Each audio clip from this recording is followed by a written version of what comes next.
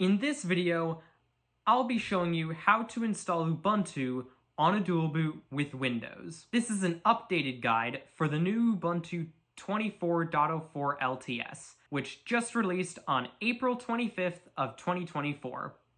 That's about a week and a half ago at the time of shooting this video. What's changed with this release from previous ones is the installer,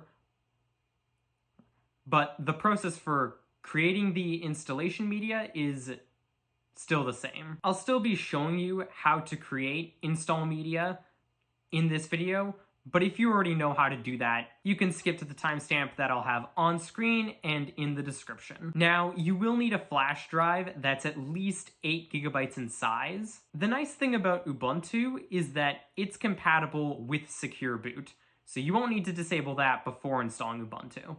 So the first thing you're going to do is go into your web browser, and then you're going to go to ubuntu.com, and then you're going to click on Get Ubuntu up here, and then download Ubuntu Desktop. And then you're going to download the LTS release, which at the time of shooting this video is Ubuntu 24.04 LTS. In fact, right now it's actually the only version on this page. So we're going to download that, and then that'll start downloading. And while we're waiting for that to download, we're going to go to etcher.io. And by the way, I'll have all these links in the description. And then we're going to download Etcher. And then since we're on Windows, we're going to get Etcher for Windows. I would get the portable version, but just click the download link for that. And then that'll start downloading too. Now, I've actually already downloaded these files.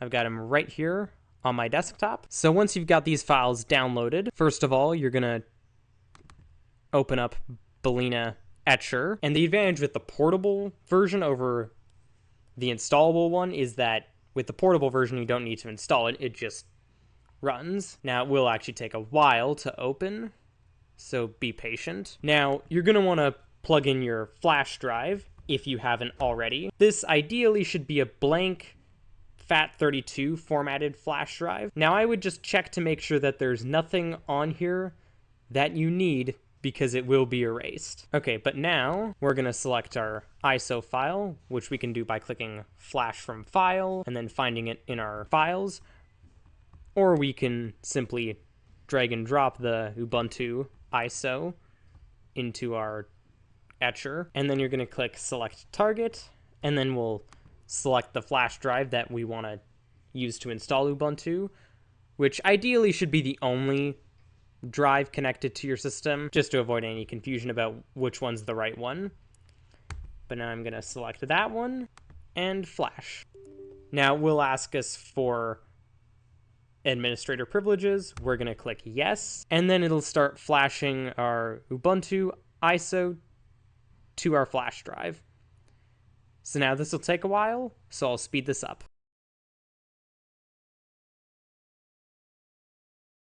Alright, so now once your flash is completed, we're ready to boot from our flash drive and install Ubuntu. So now first you need to figure out what your boot menu key is. It'll typically be something like escape, F2, F12, delete, or maybe F8. It really depends on what computer you have, or what motherboard you have if you have a custom-built PC. You can look it up for your model of computer or motherboard, or you can also just experiment to figure out which one it is. But anyway, you're gonna reboot, and then as soon as the screen goes black, you're gonna wanna start mashing your boot menu key. And now if you did that right, you'll get to your boot menu. So from here, you're gonna use the arrow keys on your keyboard to select your flash drive, and then press enter to boot from it. And then you're going to hit enter again to select try or install Ubuntu. All right, and then once it boots up, you're going to be greeted with the brand new Ubuntu installer. So you're going to select your language, and one new thing is that now the new installer has a dedicated page to set your accessibility options. So you can do that from here, but I'm gonna skip this. And then you're gonna select your keyboard layout, and then you can even type here to test your keyboard. in this box. And then this is where you're going to connect to the internet. So now I'm using a wired connection since I'm doing this in a virtual machine. But if you're connecting over Wi-Fi, then this is where you would connect to your Wi-Fi network. And then if you want to try Ubuntu out from the flash drive, you can just hit try Ubuntu and then close. But I'm going to install Ubuntu. So I'm going to select that and hit next. Now, you'll notice that Ubuntu now has this automated installation. That's more for enterprise settings. We're going to go with the interactive installation. So now here it's going to ask you what apps would you like to install to start with. By default, it'll only install a minimal selection of applications, which is a web browser and basic utilities, which if you just want a minimal system to start out with, by all means go do that. But for a brand new user, I would actually strongly suggest doing the extended selection, because then it'll also bundle additional applications like an Office suite and a video player. So I'm going to go with that. And on this page, we're going to check both these boxes: install third-party software for graphics and Wi-Fi hardware, and download and install support for additional media formats. And then hit next. All right, so now it's going to ask you, how do you want to install Ubuntu? We're going to install Ubuntu alongside Windows Boot Manager. That's what it'll call your Windows. And by the way, the manual installation is more for advanced users, and don't select erase disk.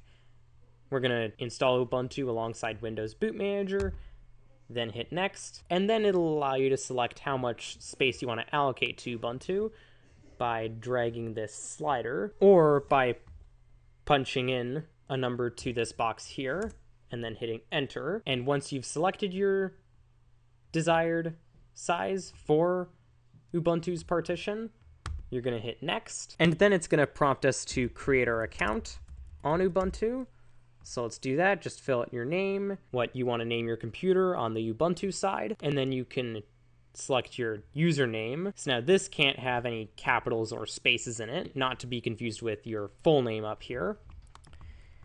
But now we're going to set a password. Another feature that's more for enterprise environments. Don't worry about Active Directory. Once you've got this all filled out, just ensure that use Active Directory is unchecked and require my password to log in is checked. Then hit next.